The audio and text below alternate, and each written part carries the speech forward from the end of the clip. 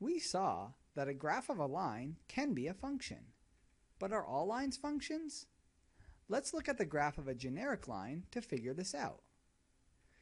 The definition of a function is that for each x value, there's only one ordered pair with that x value.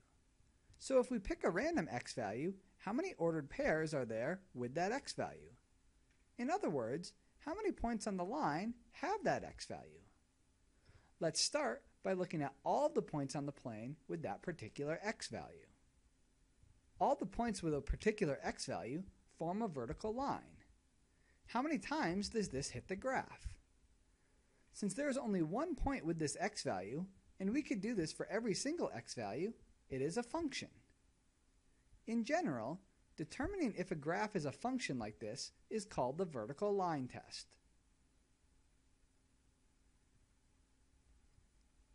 We just tried to make an argument that a generic line is a function. But are all lines functions? Are there any exceptions? What if we have a line with 2 points that do have the same x value? Let's say that x value is x equals c, to give it a name. With 2 points, we can determine the line through them. This is a vertical line with the equation x equals c, because every point on this line has x value equal to c, and there's no restriction on what y can be. So our conclusion is that the only lines that are not functions are vertical lines. Now that we've looked at lines, what if we include absolute values? In particular, is y equals the absolute value of mx plus b a function?